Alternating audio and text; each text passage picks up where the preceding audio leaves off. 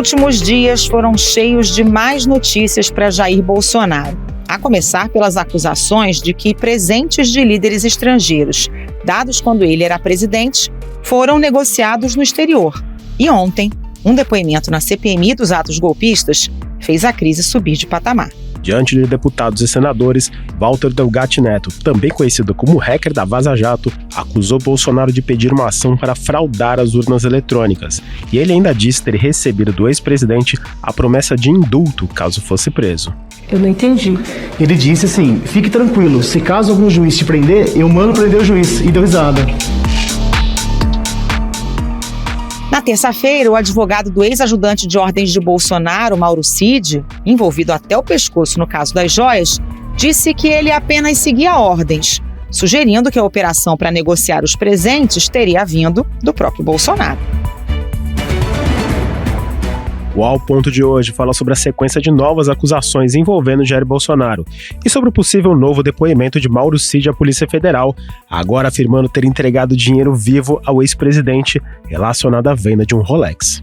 Quem conta os detalhes desses dias intensos é a repórter Paola Serra, da sucursal do Globo, em Brasília. E a colunista Bela Megali conta como o núcleo próximo de Bolsonaro está reagindo às denúncias. Eu sou Carolina Moran. Eu sou o Felipe Barini. O Ao Ponto de 18 de agosto de 2023 começa agora. Vem com a gente.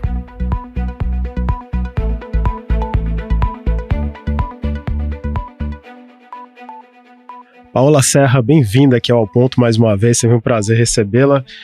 Os últimos dias foram cheios de más notícias para o ex-presidente Jair Bolsonaro. A gente vai falar sobre algumas delas para a gente entender esse cenário, mas a gente tem que começar pelo depoimento bombástico dessa quinta-feira do hacker Walter Delgatti Neto à CPMI do 8 de janeiro. Ele falou bastante à comissão e ele também atribuiu a Bolsonaro um pedido explícito para invadir as urnas eletrônicas.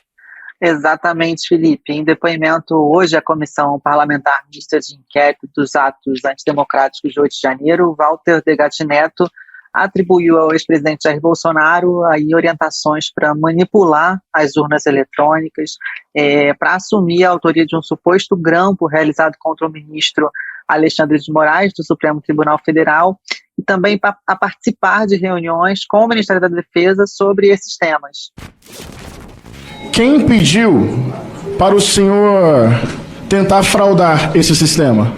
A Carla Zambelli, por ordem do presidente Bolsonaro, do ex-presidente Bolsonaro. Quem pediu para o senhor assumir a autoria de um suposto grampo contra o ministro Alexandre de Moraes? Presidente Bolsonaro. Quem te convidou para fazer propaganda eleitoral para sugerir ao povo uma suposta fraude no sistema eleitoral? O marqueteiro Duda e também o presidente Bolsonaro. Ok. Agora, Paola, o Delgatti não conseguiu invadir as urnas, né? Mas invadiu o sistema do CNJ. É isso mesmo. Nos depoimentos que ele prestou tanto à CPMI no Congresso Nacional quanto à Polícia Federal, ele confirmou a segurança do processo eleitoral brasileiro diante da inviolabilidade das urnas eletrônicas. Mas ele confessou ter conseguido acessar o sistema do Conselho Nacional de Justiça, o CNJ, em que ele incluiu um mandado de prisão contra o ministro Alexandre de Moraes do STF.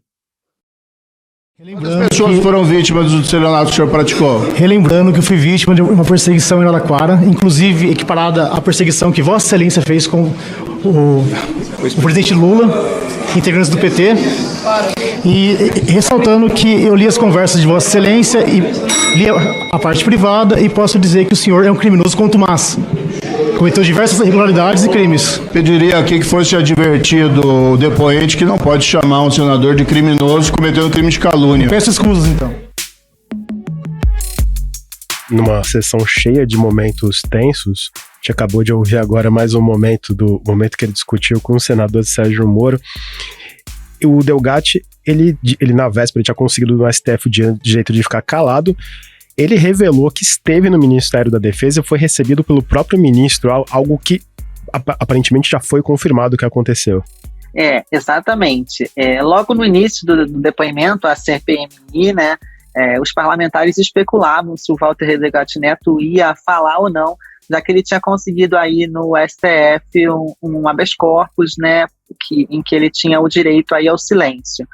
Mas ele decidiu falar logo de cara, logo nas primeiras perguntas, fez uma breve apresentação da sua vida pessoal, também do seu histórico profissional, e disse aí que o ex-presidente Jair Bolsonaro pediu que ele assumisse a autoria de um monitoramento, um grampo, né, que estaria vigente contra o ministro Alexandre de Moraes, e também nas palavras dele, o então presidente Jair Bolsonaro, ele teria oferecido um induto semelhante ao que foi dado ao deputado federal Daniel Silveira, em caso dele haver ali qualquer problema do hacker com a justiça. E tem uma outra personagem que foi bastante citado na CPMI, que foi a deputada federal Carla Zambelli. Ele apresentou à CPMI comprovantes de pagamentos que recebeu por supostos serviços pedidos pela deputada, ou intermediados pela deputada. A comissão vai investigar de onde veio esse dinheiro? Sim, sobretudo os deputados e senadores da base do governo já informaram que irão apurar aí a origem desses valores supostamente recebidos por Degatti Neto, né? Inclusive vão analisar a chamada verba de gabinete da deputada federal Carla Zambelli. O objetivo é checar se houve pagamentos a ele provenientes desse orçamento público, né? Dessa verba pública. Foi até interessante o formato da CPMI, porque na primeira parte do dia, Degatti falou, como você disse, os parlamentares da situação falaram bastante, mas a segunda parte foi a vez da oposição, e aí Degatti se calou, né?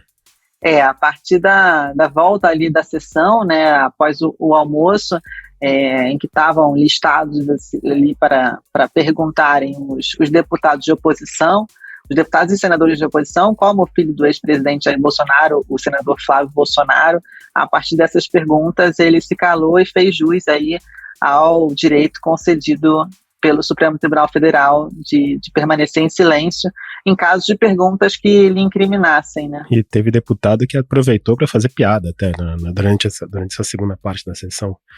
As piadas têm sido praxe nesse tipo de arguição, nesse tipo de depoimento. A gente tem visto as piadas tanto da base do governo como da oposição nos depoimentos prestados por figuras que ficaram aí emblemáticas, né, diante desses atos antidemocráticos, como o tenente-coronel Mauro Cid, também o delegado Anderson Torres, todos também foram motivos ali, como hoje o Walter Degatti, de muitas piadas de ambos os lados.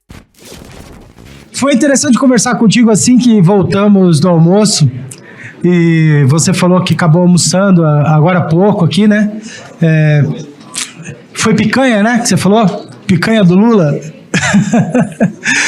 Pelo menos na hora do almoço aqui da CPMI, o Lula pagou picanha pra alguém, né? É verdade? Ficarei em silêncio. Dá um sorrisinho se for verdade.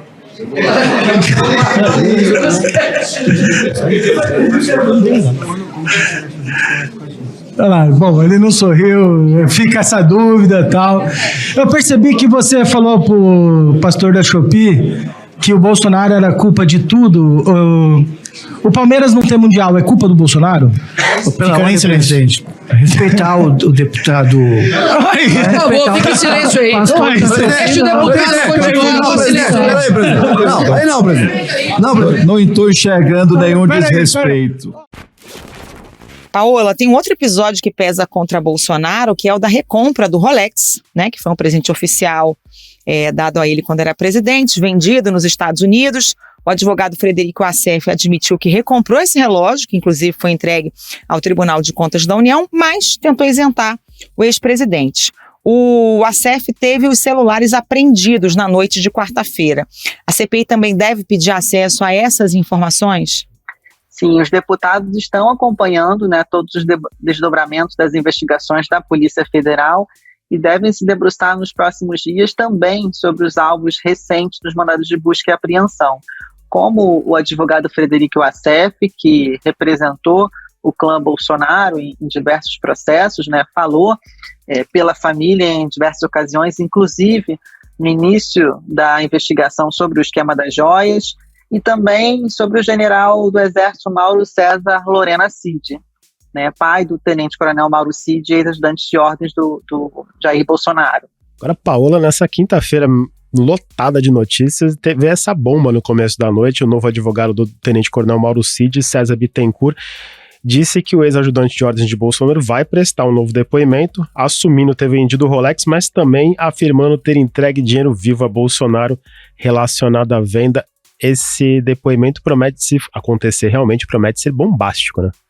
Exatamente, Felipe. O novo criminalista, como o Globo anunciou, assumiu a defesa do tenente-coronel Mauro Cid essa semana, né, diante da saída aí do segundo advogado do caso, e ele já promete aí uma estratégia de defesa diferente, né? Em entrevista ao Globo, ele confirmou que o Mauro Cid vai prestar um novo depoimento à Polícia Federal, confessando que de fato entregou e negociou a venda de um Rolex numa loja internacional, mas fez isso por ordem, por determinação do então presidente da República, Jair Bolsonaro, tendo inclusive devolvido esse dinheiro ao próprio ex-presidente. Tem até uma aspa dele aqui na matéria que você assinou nessa noite da quinta-feira, que o advogado disse que vai protegê-lo, ou seja, o Mauro Cid não vai blindar ninguém. Exatamente. O advogado também pretende marcar uma reunião, se reunir com o ministro Alexandre de Moraes, do Supremo Tribunal Federal, para demonstrar aí a boa vontade, a cooperação, a vontade de cooperar, de colaborar com as investigações do Mauro Cid e buscar aí algum tipo de atenuante para o crime, né? Já que ele confessa o crime e pretende aí dar informações a respeito desse suposto esquema, né? Desse esquema supostamente praticado por Jair Bolsonaro e por seus assessores. Tem data para esse depoimento já? Ainda não tem data. A defesa, o novo criminalista, acabou de assumir os inquéritos em que Mauro Cid é investigado. Ele está, então, estudando aí os processos, né, os inquéritos, pretende se reunir algumas outras vezes com o tenente-coronel Mauro Cid, também com o pai dele, o general Lorena Cid, que também é investigado pela Polícia Federal, para só então aí montar uma estratégia de defesa e aí solicitar a marcação de um novo depoimento à Polícia Federal. Nesse momento, então, é uma confissão, não é uma delação premiada que ele está negociando. Não, o que ele fala é em confissão. Realmente o César Bittencourt, esse criminalista, é avesso à delação premiada, né? Ele critica esse instrumento, principalmente como foi utilizado na Operação Lava Jato, e ele diz não pretender utilizá-lo com esse cliente, com o tenente-coronel Mauro Cid. Só pra gente fechar, Paola, um outro personagem, que é o ex-diretor-geral da Polícia Rodoviária Federal, Silvinei Vasquez, e a Polícia Federal ouviu alguns depoimentos que complicam muito a vida dele em relação aos bloqueios nas estradas durante o segundo turno das eleições do ano passado, né? Isso, os investigadores da Polícia Federal estão analisando aí os 47 depoimentos prestados por servidores da Polícia Rodoviária Federal ao longo dos últimos dias, né? O objetivo da corporação nesse inquérito é esclarecer se houve um direcionamento das blitzes montadas para bloquear o deslocamento de eleitores no país durante o segundo turno das eleições presidenciais no ano passado.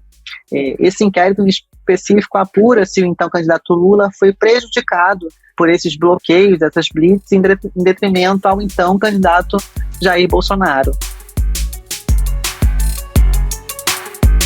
Paola Serra, obrigada pela participação, bom trabalho para você. Muito obrigado, Paola, volte sempre aqui ao Ponto. Eu que agradeço pela participação, estamos sempre à disposição. Eu tomei o café da manhã com ele e a conversa, ela foi essa. Ele me disse que eu estaria salvando o Brasil, que era a liberdade do povo em risco, que eu precisava ajudar ele a garantir a lisura das eleições, porque ele contou que em 2018 ele teve acesso ao inquérito da PF, e nesse inquérito uma pessoa teve acesso ao TSE, ao código-fonte, que poderia ter manipulado. E nisso, essa conversa ela foi evoluindo e chegou à parte técnica, e o presidente disse: olha, a parte técnica eu não entendo nada, então eu preciso que você vá até o Ministério da Defesa e converse com os técnicos. Foi isso. Você, nesse momento, colocou, por exemplo, a possibilidade de você ser punido, ser preso por isso? Você recebeu deles algum tipo de garantia de proteção? Sim, recebi, inclusive... Fala mais alto, não tô... Inclusive, a ideia ali era que eu receberia um indulto do presidente. Bela Megali, bem-vinda aqui ao Ponto. Conta pra gente como é que esse depoimento do Walter Delgatti repercutiu no entorno de Jair Bolsonaro. A crise escalou, né? O receio que já aumentou, o temor que já havia aumentado com a operação policial da semana passada, de que a possibilidade grande do ex-presidente Jair Bolsonaro ser preso, aumentou. Tem uma percepção no PL, o partido do ex-presidente, de que as investigações vêm fechando cada vez mais o cerco sobre Jair Bolsonaro e que o foco é prendê-lo. Mas a avaliação é que não existe, pelo menos hoje, no radar uma prisão preventiva. Essa prisão viria depois de um processo, um julgamento e a condenação do ex-presidente. Então a temperatura está bastante elevada com esse depoimento. O discurso da oposição e da família Bolsonaro está sendo de buscar descredibilizar o Walter Delgatti. Todos nós sabemos que ele é um criminoso, ele foi condenado, preso, mas o fato é que é muito curioso que o Bolsonaro tem essas reuniões e sugere não, né, o encaminha para ter conversas no Ministério da Defesa para discutir a questão das urnas, sabendo que ele é um criminoso. Então, naquele momento, o Jair Bolsonaro não considerou essas credenciais do hacker. E agora isso está sendo utilizado pela oposição para tentar descredibilizar o que ele diz no depoimento à CPI. Tem uma outra personagem nessa história, que é a deputada Carla Zambelli, que ela já estava no ostracismo mesmo antes dessas revelações. Ela virou de vez uma persona não grata? Eu falei há pouco com o Valdemar Costa Neto, presidente do PL, e ele me disse que a Carla Zambelli foi enganada e que o partido vai apoiá-la. O Eduardo Bolsonaro também falou que a Carla Zambelli foi ingênua quando ele fez as perguntas dele para o Walter Delgatti durante a CPI. E aí vem a minha primeira pergunta: como é que pode o senhor tirar foto com a Carla Zambelli e depois vir aqui ser assessorado por essas pessoas, que só não falavam provavelmente no pé do seu ouvido porque ia ficar muito patente, né, ou foram orientadas a não fazê-lo, mas fizeram com os seus advogados. Isso daí eu estou falando por quê? Porque talvez o único crime que a Carla Zambelli tenha cometido é de ser ingênua. E a população não acredita que exista político ingênuo, né? Mas Deus queira a realidade virar à tona. Mas a gente sabe que o Bolsonaro vem evitando contato direto com a deputada desde que ela na véspera do segundo turno das eleições, saiu com uma arma em punho, correndo atrás de um cidadão negro nas ruas de São Paulo. E eles consideram, inclusive, esse um episódio que pesou para a derrota do ex-presidente Jair Bolsonaro. Então, acontece, sim, um afastamento crescente em relação a Carla, mas esse episódio do Delgatti em si, o discurso é que ela foi ingênua, teria sido enganada, e é essa a pintura que no PL e na família Bolsonaro eles estão tentando fazer em relação a Zambelli. Agora, Bela, a gente ouviu agora há pouco a Paola Serra contar sobre a possível confissão do Mauro Cid, admitindo ter passado dinheiro vivo para Bolsonaro relacionado à venda de um Rolex, mas tem também quem está bastante enrolado é o pai dele, o general Mauro Cid, e o celular dele foi apreendido na semana passada. Tem preocupação dos militares com o conteúdo desse aparelho? Ele é um general 4 estrelas da reserva e foi alvo da operação policial na semana passada por ter vendido o relógio que Jair Bolsonaro teria ganhado de árabes, né, do regime árabe, quando ele era presidente da República. Existe um temor de que nesse telefone apareçam novas mensagens golpistas e não republicanas, porque o general Mauro Cid é um nome respeitado dentro do Exército, ou pelo menos era, né? Porque essa operação que mostrou ele negociando esses bens que são do Estado mancharam bastante a imagem dele, até dentro da corporação, mas tem a leitura dentro das Forças Armadas de que se aparecer no celular dele debate, discussão ou recepção de novas mensagens golpistas e dele ter sido conivente ou ter ficado em silêncio, isso pode contaminar ainda mais a imagem das Forças Armadas e dificultar ainda mais esse processo de pacificação que está se tentando construir pela cúpula das forças com o próprio governo. Então, hoje esse é o maior temor em relação ao celular do general Cid. Essa entrevista do Frederico Wassef assumindo a recompra do Rolex também foi muito mal avaliada, né, por pessoas próximas a Bolsonaro. A nossa colega colunista Malu Gaspar até relatou que ele recebeu o apelido de o acéfalo nesse entorno bolsonarista. Quem é que está coordenando hoje essa reação do núcleo de Bolsonaro? A impressão que a gente tem de um certo barata-voa aí na estratégia, né? Onde tem um acesso, tem confusão. Se foi uma coisa que a gente aprendeu nesses anos de governo Bolsonaro, é isso, né? A gente viu o Queiroz, né, apontado como operador do esquema das rachadinhas do Flávio Bolsonaro, estava escondido numa propriedade dele. Enfim, não foram poucas as trapalhadas e acusações protagonizadas pelo advogado Frederico Wassef.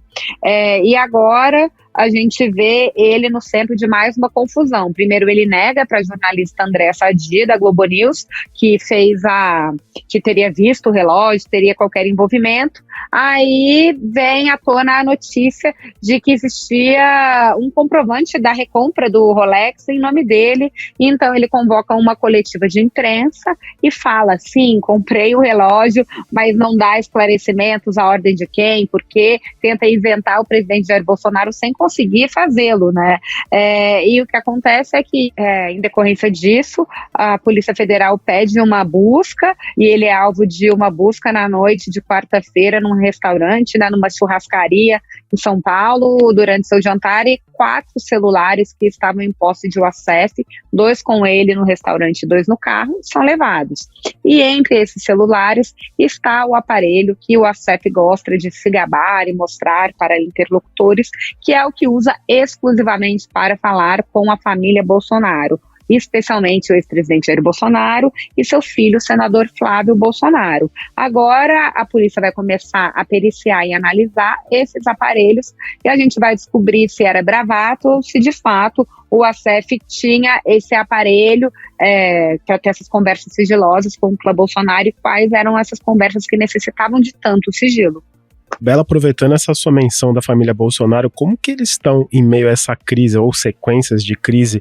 Bolsonaro, ele não aparece em público assim há algum tempo. Nessa quinta-feira que a gente está gravando o episódio, ele também não apareceu publicamente como a gente ficou acostumado a ver nos últimos anos para rebater essas críticas do hacker. A estratégia agora é submergir?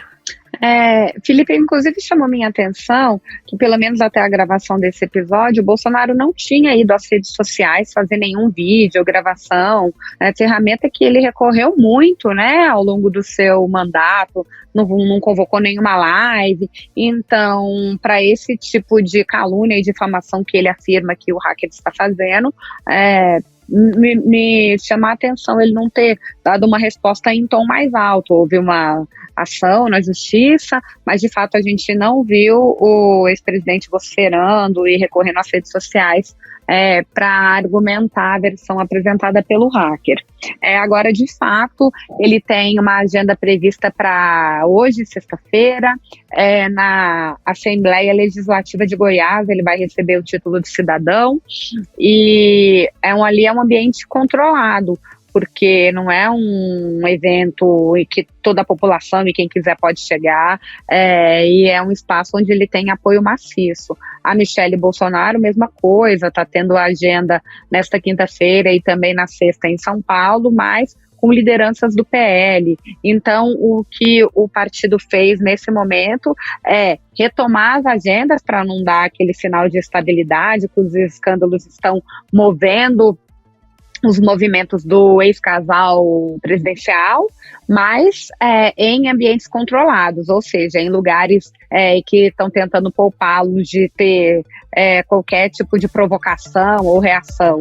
Então essa é a estratégia no momento.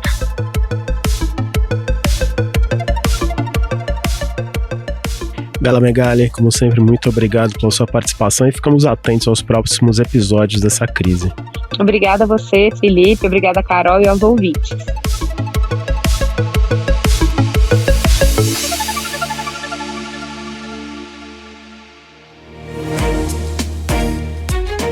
Esse foi o Ao Ponto de hoje, o podcast diário da redação do Globo. Nessa conversa a gente conta com a participação de toda a equipe do jornal, as mesmas pessoas que levam até você informação e análise de qualidade todos os dias. Quer saber mais? Assine o Globo. Acesse assineoglobo.com.br e confira todas as notícias e reportagens especiais. A produção foi de Pedro Guimarães e a edição de João Guilherme Lacerda. Até mais. Até mais.